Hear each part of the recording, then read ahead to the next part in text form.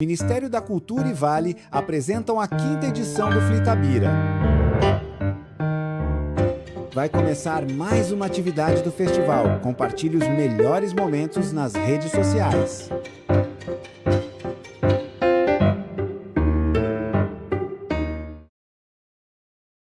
O vídeo a seguir possui recursos de legenda e libras. Apresenta cenas dinâmicas que registram diversas manifestações culturais de todas as regiões do Brasil, ambientado tanto nas ruas, nos palcos, como em grandes eventos e produções ou ambientes intimistas. O vídeo é plural, com agentes culturais de todas as idades, etnias, roupas e figurinos coloridos próprios de cada expressão cultural. A cultura é um dos mais preciosos instrumentos de democracia. É um canal de expressão plural que permite a convivência de diferentes vozes, histórias e visões de mundo. E por isso a cultura, tal qual a democracia, deve ser defendida e fortalecida. Essa é a função da Lei Rouanet, a principal política pública de incentivo à cultura brasileira. Com ela, perseguimos a missão de assegurar o acesso democrático à produção e à difusão cultural. Ao longo de mais de 3 décadas, a Rouanet permitiu que inúmeras iniciativas culturais, antes inviáveis, ganhassem o mundo. Revelou histórias, preservou tradições e transformou vidas. Lei Rouanet, há 33 anos tornando a cultura brasileira mais plural, acessível e democrática. Logos, Lei Rouanet, Ministério da Cultura, Governo do Brasil, do lado do povo brasileiro.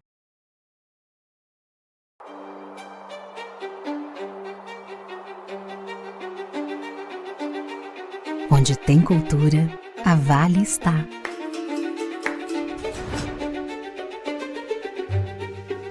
No poder criativo que nasce dos palcos, orquestras, das artes, das ruas e dos museus. Na valorização das diversas identidades brasileiras e na preservação de memórias. Onde toca um instrumento, um futuro desperta. Nas trocas de saberes, sonhos e oportunidades se concretizam. Dos projetos que todo mundo conhece, aos que todo mundo precisa conhecer, é valorizando a cultura que crescemos e evoluímos juntos. Instituto Cultural Vale.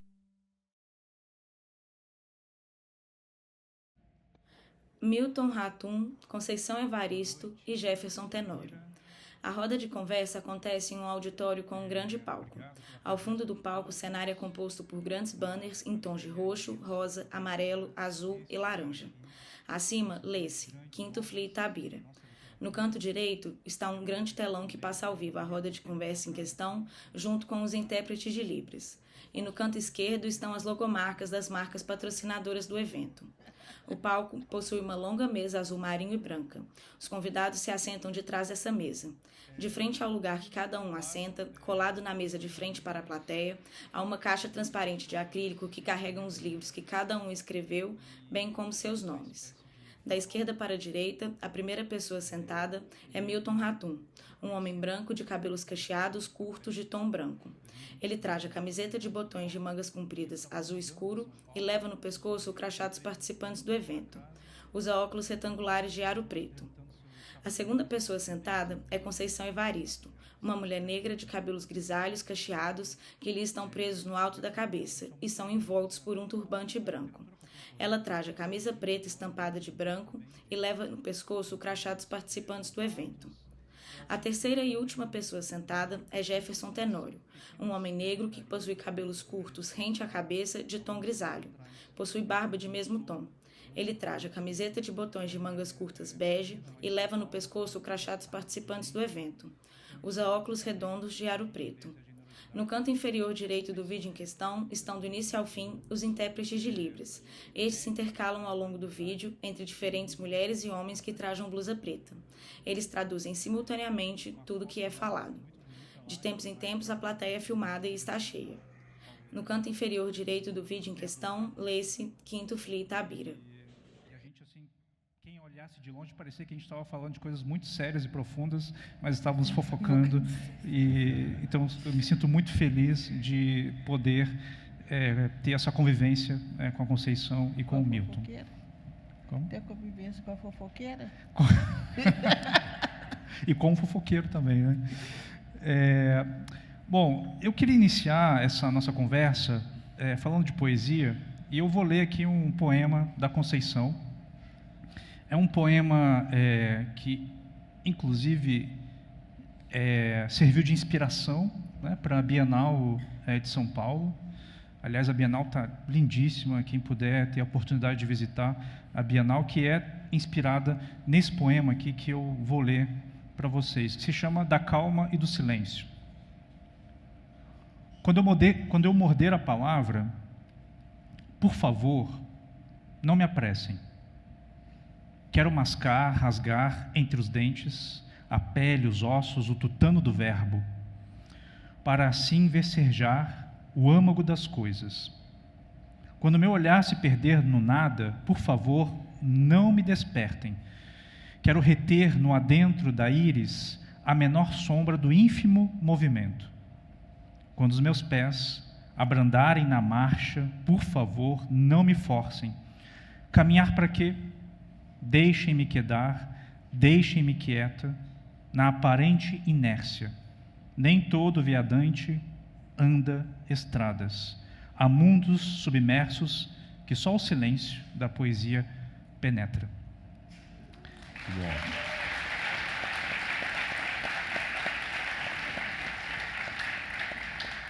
Eu considero certamente um dos grandes poemas da literatura brasileira e que conversa com a poesia do Drummond, por exemplo, né, quando diz que é preciso ter calma, né, com o que a gente produz em termos de literatura, convive com os teus poemas antes de escrevê-los, né?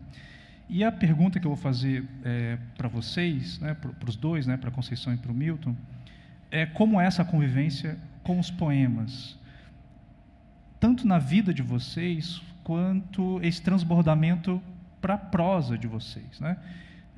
No caso do Milton, por exemplo, os poemas aparecem, né? Ou eles estão sendo recitados, ou eles estão sendo produzidos, ou eles não são escritos, mas eles aparecem ali na dinâmica, né?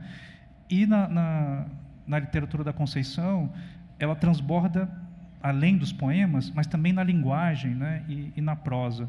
Então, eu queria saber, primeiro de você, Conceição, como é essa convivência com os poemas seus ou dos outros, e como ela transborda na sua vida e na sua obra. Certo. Boa tarde, boa noite, né? Boa noite a todas pessoas presentes. Eu acho que, antes de tudo, né, poesia é emoção. E poesia é uma certa dor também contida nas letras, né? É como essa poesia, esse poema transborda para a minha prosa poética. Porque eu acho, pelo menos para mim, na construção dos meus textos, por mais que a prosa supõe uma contação, supõe uma fala, supõe mais movimento do que a poesia, do que o poema, a prosa, no exercício da escrita, ela também exige concentração, exige silêncio, exige esse assuntar o mundo, assuntar a vida. Então, se a poesia é um momento de introspecção, a prosa também não é um movimento de extroversão. A prosa te pega também, né? Você tem que parar, você tem que ficar desconcertado. Muitas vezes a gente fica desconcertado no meio da prosa. E o exercício de buscar a linguagem, ele não é um exercício que você executa no barulho, que você executa no movimento. O exercício de buscar a linguagem, porque achar a linguagem que te satisfaz para você escrever um texto, seja ele em prosa ou em verso, é um exercício dolorido também, porque você não tem a resposta logo, né? Você não encontra a palavra logo. E talvez essa prosa poética minha, ela tem muito a ver também porque eu escrevo texto, eu leio alto, eu troco uma palavra ou outra. Eu gosto de uma construção frasal também, que você, muitas vezes, você inverte o vocativo, põe lá no final da frase, ou põe até o sujeito no final da frase. Então, esses artifícios também de brincar com a linguagem. E também, isso eu digo muito também, a influência da oralidade no meu texto, porque a palavra oral, ela exige, né, quando você está falando com o outro, e quando eu recebi muitas histórias, as histórias que eu recebi vazavam pelas palavras, mas vazavam muito pelo silêncio, né? Eu falo muito que tem uma expressão que a minha mãe usa e que eu não consegui compor ainda um texto com isso. É quando pergunta a minha mãe alguma coisa e a resposta dela é tipo... E isso também é muito variado, depende da pergunta, depende do que ela quer responder. Então, se eu perguntasse para ela assim, por exemplo, hoje, né? Eu vim para cá porque eu gosto de estar com o público. Eu vim porque eu tinha esse compromisso, mas minha pressão está oscilando demais. Se eu perguntasse para minha mãe assim, mãe, o que a senhora acha de eu enfrentar a noite e coisa e tal? Ela diria para mim assim, Nesse a minha mãe me daria a resposta. Então, como captar, né, compreender essas expressões na literatura? Então, isso ajuda a poesia também estar na sua composição de prosa. Bom.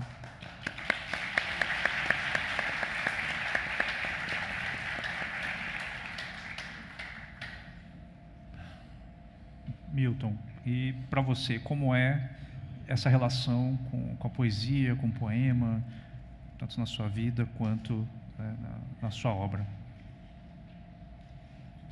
Boa noite, muito obrigado mais uma vez. Obrigado, Gerson. Um prazer enorme estar com a Conceição, conversar sobre poesia e prosa. Bom, a poesia, o problema dos prêmios literários, quando você é jovem, é que eles enganam muito. Eu ganhei em Brasília, eu devia ter 16 anos, eu escrevi um poema, que depois eu achei horrível, mas ganhou um prêmio em Brasília. E aí eu me empolguei, eu achava que ia ser um poeta, que aquilo, enfim, que aquele prêmio, que era um prêmio, enfim, do meu colégio de aplicação, que bastava aquilo para ser poeta. E depois eu ainda tentei, eu fui teimoso, ainda publiquei um livrinho, cometi esse delito de publicar um livrinho de poesia com fotos da Amazônia, e estava muito imbuído dessa, vamos dizer, tarefa de ser poeta. Só que eu descobri que não adianta você querer ser poeta. Você é poeta ou não é poeta. Certo? Então, aí eu derivei para a prosa sem deixar de ser um leitor da poesia. E eu achava que na prosa, no romance, eu poderia tentar, com mais humildade, algum sopro lírico, por exemplo. Isso aconteceu no meu primeiro romance, no Relato do Certo Oriente, e depois nos livros em que a figura do poeta é importante. E alguns poemas são citados, outros são escondidos e ficam ali. Mas é muito difícil a poesia. Você acabou de ler um poema belíssimo da Conceição, e que ali o ritmo é importantíssimo, a musicalidade. Na poesia conta muito a carnalidade própria da palavra, né? E isso dá... Eu não acredito só no alumbramento do Manuel Bandeira, né?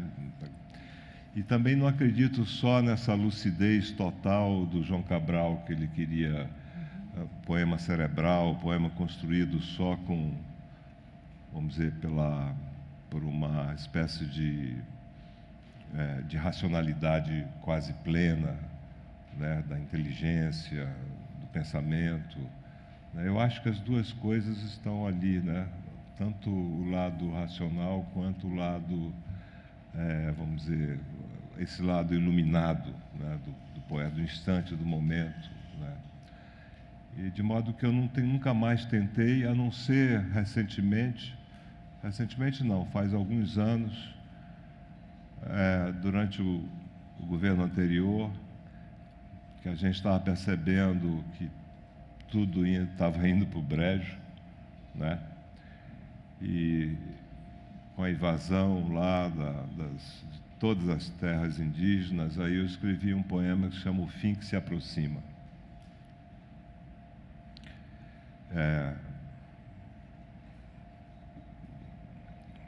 O fim que se aproxima, quer dizer, o fim de tudo, né? Mas vamos dizer que eu sou menos do que um poeta bissexto, né? Isso foi um poema em 20 anos. Durou quase mais do que a trilogia, né? De modo que eu desisti. Rodou.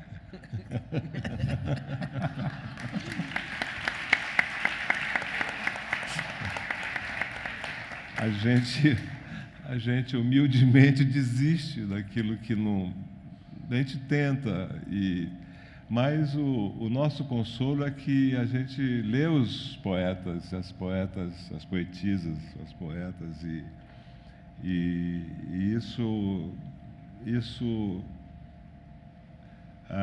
serve para consolo, vamos dizer assim, né? E a poesia ajuda muito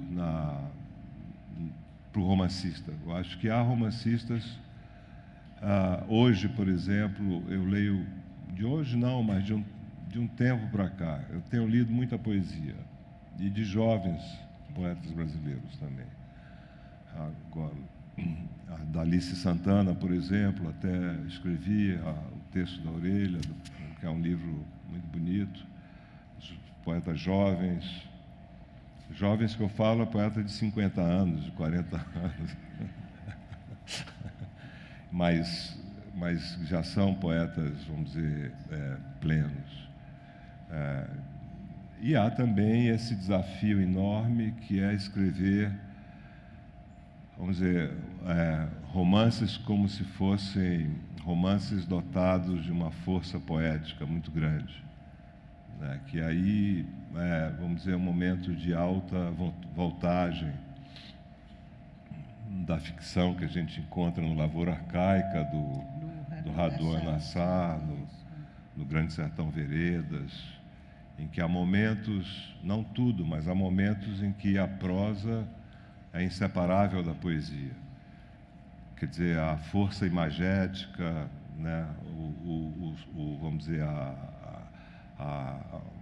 o trabalho com a linguagem, as rimas internas, enfim, tudo isso tem um ritmo, uma musicalidade que são próprios da poesia, né? Então, são escritores, a Clarice Lispector, em alguns momentos, perto do Coração Selvagem, tem... ali deriva para a poesia, também, para o lírico, né? Mas são também momentos iluminados, né, da prosa, da nossa melhor prosa também.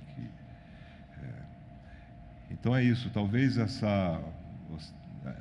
essa profusão de poemas e de poetas que aparecem na trilogia seja também uma forma de mitigar a minha frustração, de algum modo.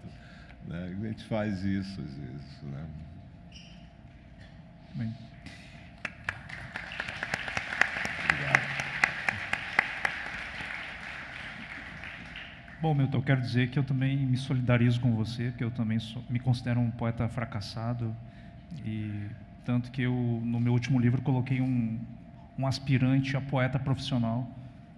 Ele quer ser um poeta profissional, justamente porque ele não faz a mínima noção do que significa ser um poeta. Vamos criar um clube dos poetas fracassados. Boa. Seria um clube enorme, eu acho. Conceição, a gente pensar nos seus livros, há um elemento que aparece tanto nos títulos quanto nas histórias, né? E esse elemento é a água, pensando nas lágrimas insubmissas, pensando nos olhos d'água, pensando no Histórias de Leves Enganos e Parecenças, que é um livro de contos que, para mim, e eu já falei isso para Conceição e repito, para mim é um dos grandes marcos da literatura brasileira, esse livro de contos da Conceição, porque há nesses contos uma espécie de invocação sobrenatural e anímica, e que talvez a crítica não tenha ainda instrumentos para lidar com aquela linguagem que a Conceição coloca nesse livro especificamente. E há uma novela, né, a Sabela, que é uma novela que eu acho, enfim, umas grandes pérolas, né, da literatura brasileira, em que há também ali o movimento das chuvas, né, das águas. E você tem esse movimento oxúnico, né, das águas, mas também me parece que você tem esse movimento ogúnico, né, de Ogum, né, o orixá que fabrica as próprias ferramentas. E você fabricou uma ferramenta, né? Mais do que isso, você fabricou uma teoria, escrevivência. Isso não é qualquer coisa, né? Ou seja, nascer uma teoria para entender aquilo ou para procurar entender aquilo que você vem fazendo. Então, a minha pergunta vai nesse sentido: onde é o encontro das águas com a escrevivência? Em que momento da sua trajetória você se deu conta de que você precisava criar essa teoria para entender aquilo que você estava fazendo? Certo.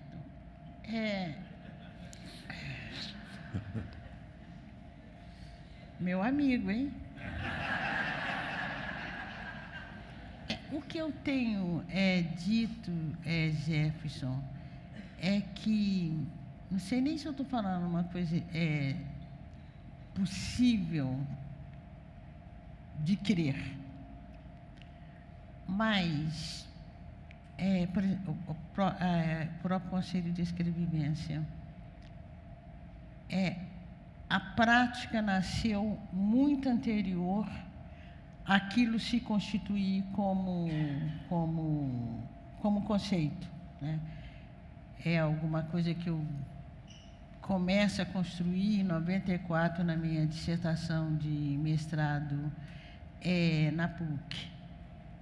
E como pensar a escrevivência relacionada, imbricada, ou pensando até que tem um nascimento nas águas, né? As águas estão sempre presentes, talvez porque as águas estiveram e estão sempre presentes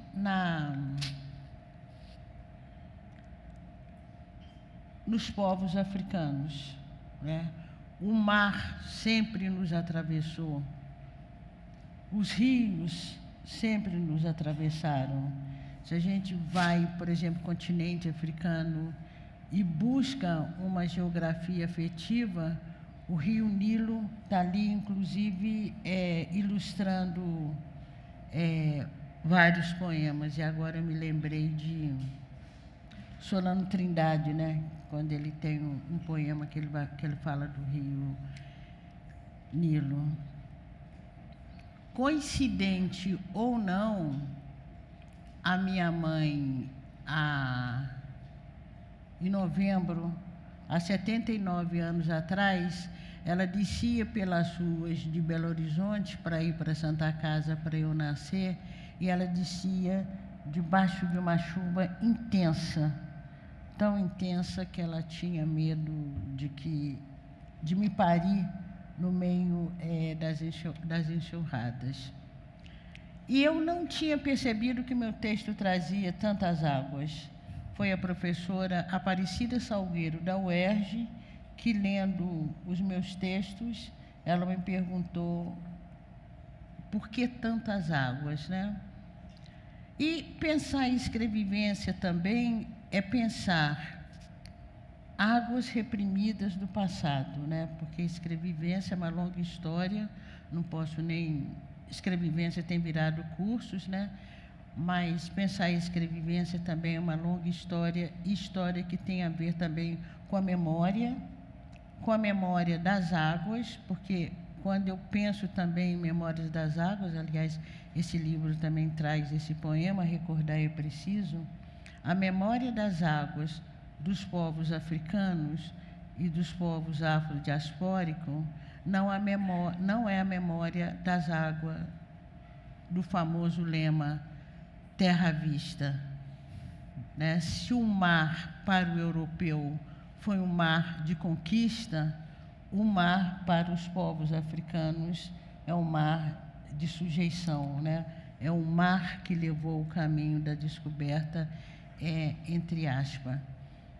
Então, lidar com todas essas águas, né, que são as águas das tormentas, mas são também as águas das vitórias, talvez as águas que caminhem, né, nesse conceito, e eu tenho proposto muito pensar o conceito da escrevivência pelo espelho de Oxum, né, para diferir, inclusive, da escrita narcísica, porque o espelho de Narciso é um, o espelho de Oxum é outro. O nosso rosto negro não cabe no espelho de Narciso. O espelho de Narciso diante do espelho de Oxum é um espelho passivo. O espelho de Oxum, em determinados momentos, ele vira arma de guerra. Oxum, enquanto contempla a sua imagem, ela não está embevecida somente, ela está vendo o inimigo que vem atrás, né?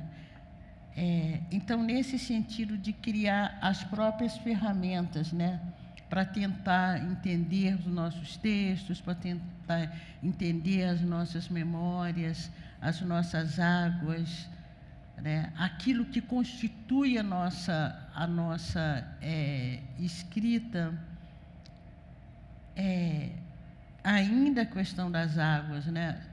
Se as águas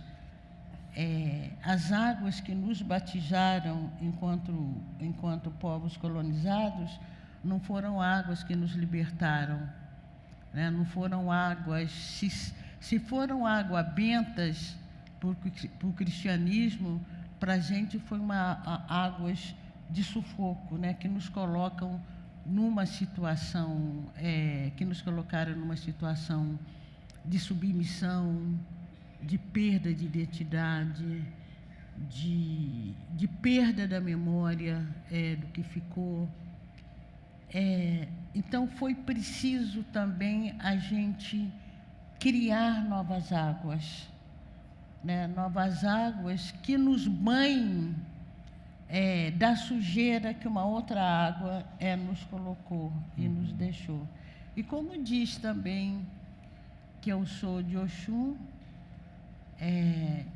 e eu tive a alegria de, ano passado, fazer uma cerimônia na beira do rio Oxum, na Nigéria, na cidade de Oxobô, e o meu sacrifício foi aceito. Foi preciso levar mais de 70 anos para poder voltar no terreno africano e confirmar uma ancestralidade. Tudo isso parece e é ficção, mas é tudo isso que nos alimenta. Porque se não fosse a ficção, se não fosse essa possibilidade de pensar novas águas e de inaugurar novos banhos, a gente não iria sobreviver. A gente não aguentaria. E aí, que bom que a literatura me permite todas essas invenções.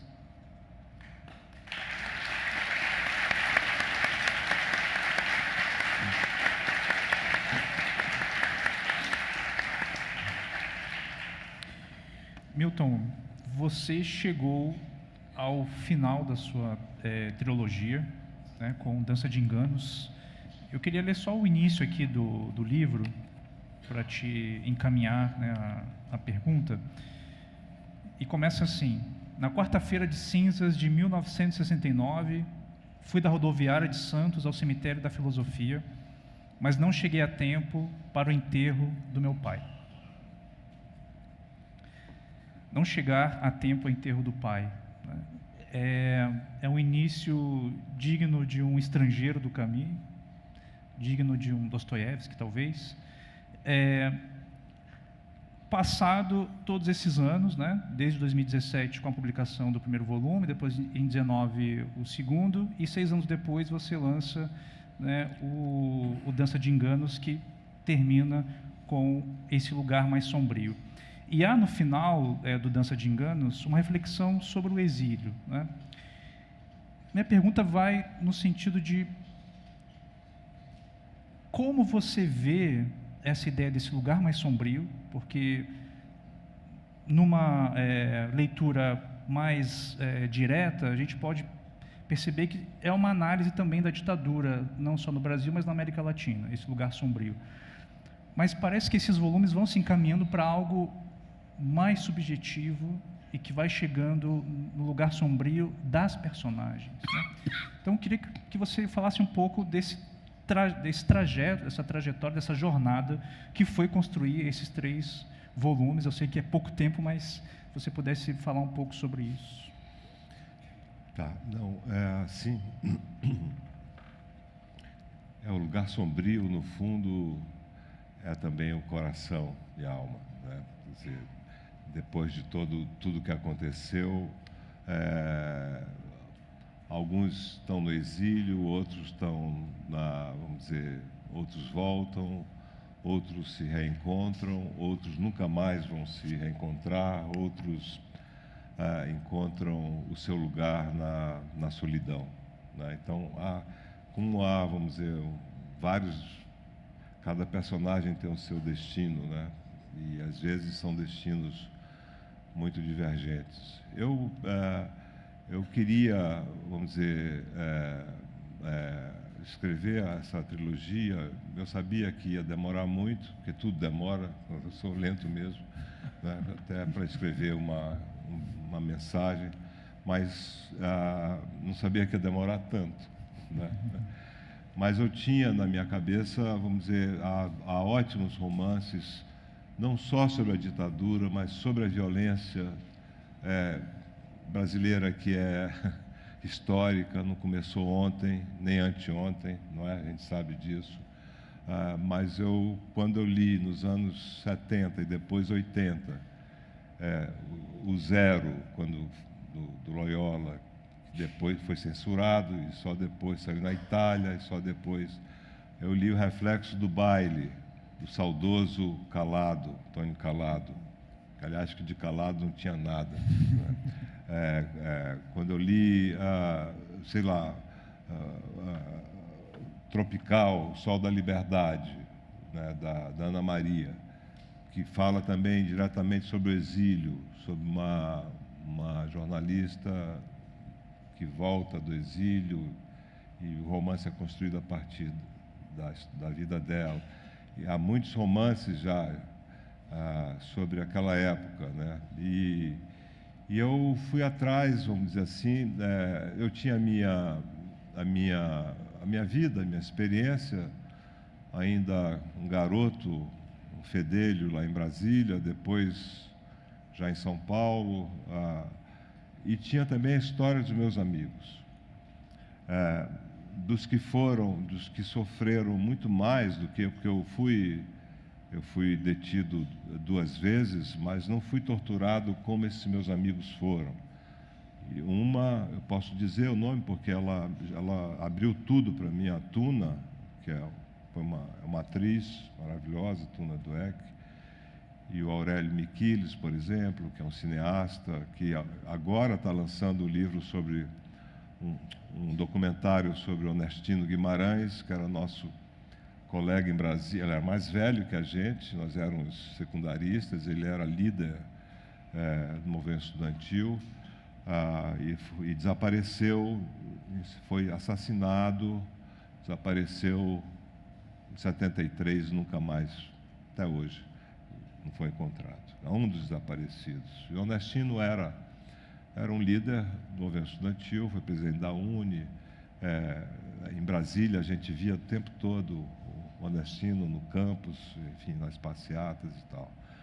Então, esses meus amigos, quando eu conversei com eles lá atrás, em 2008, perguntei se eles tinham cartas ou diários ou memórias, e eles me deram tudo. Assim mesmo, você pode usar o que você quiser, né? Foram muito generosos, os dois e outros também, da minha época de Brasília, de São Paulo, da FAO. E eu tinha, então, uma massa enorme de confissões, de devaneios, enfim, escritos naquela época, né, de pessoas jovens de 20, 22 anos, 25 anos, né? E eu, então, me entreguei a esse projeto de escrever essa trilogia, um pouco inspirado nessas memórias dos amigos e na minha experiência, né? E vamos dizer, muitas referências que estão aí, né, nos 3 volumes, sobretudo no segundo, que tem mais referências de primeiro e segundo, né, de poesia. Esse embaixador que eu conheci em Brasília, que, na verdade, salvou a gente, era um homem que tinha muita experiência na África,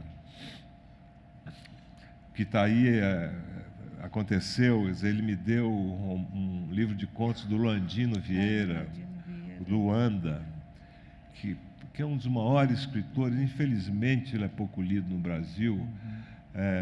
Eu tenho uma amiga, Rita Chaves, que deve conhecer, que é da USP, que depois me deu os outros livros dele. A gente hoje se corresponde, que homem, que figura incrível, recusou o Prêmio Camões. Recusou o Prêmio Camões. E o Landino, eu li, então, os contos do Landino naquela época. E esses poetas que aparecem aí, eu também comecei a ler naquela época, por causa do embaixador, que era apaixonado ele dizia, pelas Áfricas. A África não é... A África são mundos. E, cara, eu tinha 16 anos, 17 anos. Então, toda essa memória enfim, ela voltou, né, com flashes, com com insights, enfim. E eu fui montando essa desgraça aí, que deu trabalho, né, trabalheira enorme, sobre o narrador, quem que ia narrar, né, essa mãe que desaparece, como tantas mães desapareceram, de amigos, de amigas, né? Porque tudo que está aí aconteceu com a minha geração, uma parte da minha geração, com as pessoas com quem eu convivia em Vila Madalena, nessa república maluca em que... E o 3º volume vamos dizer, é o livro dela, é o livro da mãe, né? É o livro que me marcou mais. Me marcou mais porque são as memórias de quem começa a tomar consciência de uma série de coisas e que tem o domínio já de tudo que está acontecendo. Assim. ela é um pouco, no fim, ela é quase que onipresente, né? Só falta o filho. Eu não posso contar, porque só falta a questão do filho, que é a questão central, né? Mas ela vai... É uma dança de enganos, porque tudo ao redor dela é o engano. É o engano. Da vida dela, da vida dos outros, do que contaram para ela, do que ela não sabia e depois acabou sabendo por vias oblíquas e falsas, às vezes para poupá-la do sofrimento, né? Às vezes por uma questão sentimental, né? Então, eu diria que nesse terceiro volume foi um momento em que eu de fato parei para pensar, para refletir nisso tudo, né? Quer dizer, na reescrita, porque eu escrevi de uma enfiada só em 8 ou 10 anos. E depois eu comecei a reescrever. Então, tem aí, vamos dizer, a epígrafe do Guimarães Rosa, mais uma vez, toda mãe se desorbita, o que não deixa de ser verdade, né? Toda mãe se desorbita, né? E uma epígrafe do Conrad também, falando sobre o reino da falsidade, né? Que a falsidade, às vezes, prevalece na nossa vida, né? E, às vezes, de uma forma, enfim, até involuntária, né? Que você não sabe que está sendo enganado e a pessoa que quer te fazer bem e que está escondendo coisas, não sabe também que está prejudicando essa pessoa que não tem acesso à verdade. Então, é nessa ambiguidade entre a verdade e a mentira que eu tentei, vamos dizer, trabalhar. Então, você falou do Dostoiévski. Eu me lembro que no livrinho dele, chamado Noites Brancas, antes de ele ir para a Sibéria, né, ser preso, enviado à Sibéria, ele ia ser executado. Ele escreveu esse livrinho que o Visconti depois, né, adaptou belamente, um filme maravilhoso. E você vê que como o escritor é capaz de escrever, ou uma escritora, capaz de escrever um livro como Noites Brancas e depois Crime e Castigo. Né? Quer dizer, um livro, uma novelinha de 80 páginas, encharcada de romantismo, muito diferente de tudo que ele escreveu depois, né? Muito diferente dos Demônios, dos Irmãos Karamazov, etc. E nas Noites Brancas, que é um livro sobre o sonho, sobre o sonhador. O personagem é um sonhador, né? E ele diz: invento romances inteiros nos meus devaneios. E é isso.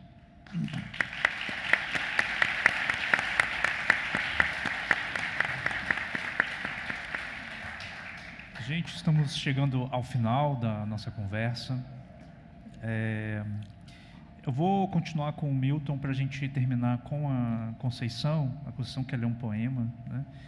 E o Milton, a gente sabe que o assunto Palestina é bastante caro, né? Para o Milton e para todos nós também, claro. E acho que seria interessante a gente, ao invés de falar o que a gente já vem falando, indicar leituras, né? Indicar livros que possam trazer reflexão para além da informação, né? Para além dessa imagem repetitiva que a gente vê e que são bastante violentas, mas que não traz, né, uma reflexão. Então, o que você indicaria, né, para a gente poder fazer essa reflexão sobre o que está acontecendo, né, em Gaza? Bom, ontem eu mencionei alguns livros de história. Agora eu estou pensando num livro do maior poeta palestino e, sem dúvida, um dos maiores poetas de língua árabe, contemporâneo, que é um livro chamado, e com a memória foi muito citado aqui, inclusive tema de algumas mesas, esse poeta chamado Mahmoud Darwish tem um livro lindo chamado Memória para o Esquecimento. Memória para o Esquecimento. Que uma bela tradução do árabe, foi editado pela Tabla. E para quem gosta, isso para quem gosta de poesia, para quem gosta de romance, de romans fleuves, romances caudalosos, que é um romance maravilhoso que conta a história do primeiro gueto na Palestina, em 1900, julho de 48. Um romance poderosíssimo. E aí você vê a escrevivência do autor, que se chama Elias Khoury, que faleceu há poucos anos. E o romance se chama Meu Nome é Adam, Adam de Adão, também pela editora Tabla, e é o primeiro volume de uma trilogia, também está sendo publicado pela editora Tabla. O segundo volume acaba de sair, eu soube ontem, chamado Stella Maris. São 2 tijolaços, assim, para quem gosta mesmo de grandes histórias intricadas, mas com uma referência muito forte na história, né? Um romance com quadro histórico forte e belíssimo. Então, fica essa indicação para quem quiser conhecer essa questão através de uma literatura muito, muito poderosa.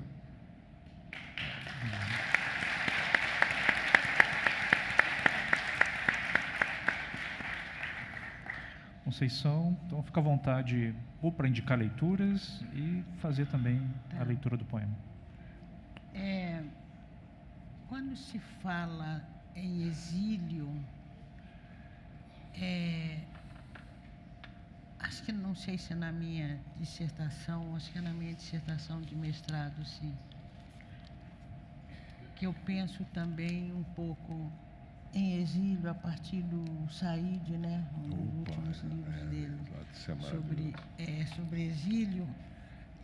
E a gente pensa também em que alguns sujeitos ou que algumas coletividades, elas são exiladas, né? Elas passam também por um exílio diferenciado dentro do próprio país.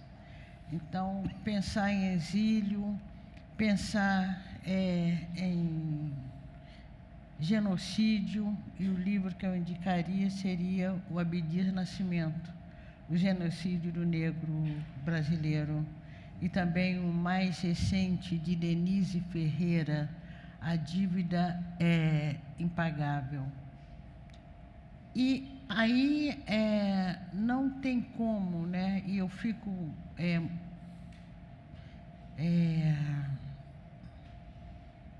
muito sem saber o que fazer, porque eu não sou muito das redes sociais. Eu não sei muito colocar meus textos, eu dependo sempre de pessoas colocarem o texto para mim. Então, muitos fatos passam, eu queria manifestar, aliás, fico sempre olhando você e o... Falhou, estava aqui conosco? Itamar, né, que são assim de uma potência, vão logo colocando, dando. Você também, eu vejo muito uma manifestação sua quando tem algum acontecimento, e eu fico muito em silêncio, eu não consigo, às vezes eu penso, e também como eu sou muito lenta para escrever, inclusive um bilhete, quando eu penso de comentar um fato, outros já surgiram, ninguém nem vai lembrar mais. Mas é impossível esquecer o que está acontecendo no Rio de Janeiro, né? É impossível acontecer essa forma de genocídio. É um genocídio que vai sendo aprimorado. Aqui não tem uma defesa de que sujeitos são bons ou são maus. Aqui só há uma fala que o Estado brasileiro não sabe cumprir, não sabe proteger. Na verdade, cada cidadão brasileiro é vulnerável, né? Cada cidadão brasileiro é vulnerável de uma violência. Mas a nossa violência é histórica, né? E alguns sujeitos constantemente estão vivendo nesse processo de violência. Quando a gente vê um corpo tombado, eu tenho dito muito, o que aconteceu com aqueles corpos foram um tiro de misericórdia, porque eles já estavam morrendo há muito tempo. Quando um menino não pode frequentar uma boa escola, quando uma criança ou um jovem olha para o seu pai ganhando um salário mínimo e vê uma propaganda de um tênis na televisão que vale mais da metade do salário dele, cada corpo caído já foi morto pela falta de perspectiva de vida. Eu sempre digo também, a pobreza pode ser um lugar epistêmico. Você pode aprender com a pobreza, você pode ensinar com a pobreza, você pode tirar sabedoria da pobreza, mas só quando você vence. A pobreza, enquanto lugar de interdição, ela leva ao desespero, ela leva à violência, ela leva à confusão e ela leva, antes de tudo, à perda da dignidade, né? Então, são sujeitos que tiveram e que têm as suas dignidades machucadas desde a nascença. Quando pensa que uma mulher negra, e isso não é fala de movimento negro, isso é pesquisa da Fundação Oswaldo Cruz, no Rio de Janeiro. Quando se pensa que uma mulher negra recebe menos anestesia na hora do parto, porque pensam que as mulheres negras não sofrem dores, quer dizer, desde a violência que eles chamam hoje, esqueci que chama violência obstétrica, e as mulheres negras passam por essas experiências tantas e tantas vezes, quer dizer, o sujeito já nasce fadado à morte. Então, aquilo que aconteceu no Rio de Janeiro foi, que eu falei agora, o tiro de misericórdia. São corpos que sobram o tempo todo, são corpos que não têm o que fazer com esses corpos, a não ser deixar esses corpos se perderem, né? Deixa esses corpos se perderem e depois a gente arranja um jeito de finalizar de vez. Até porque a gente sabe que a arma não nasce no morro, a gente sabe que a droga pesada não nasce no morro. E é isso. Aí, há anos atrás, eu escrevi esse poema que eu acho que traduz bem. Certidão de óbito. Os ossos de nossos antepassados colhem as nossas perenas lágrimas pelos mortos de hoje. Os olhos de nossos antepassados, negras estrelas tingidas de sangue, elevam-se das profundezas do tempo, cuidando de nossa dolorida memória. A terra está coberta de valas, e a qualquer descuido da vida, a morte é certa. A bala não erra o alvo. No escuro, um corpo negro bambeia e dança. A certidão de óbito, os antigos sabem, veio lavrada desde os negreiros.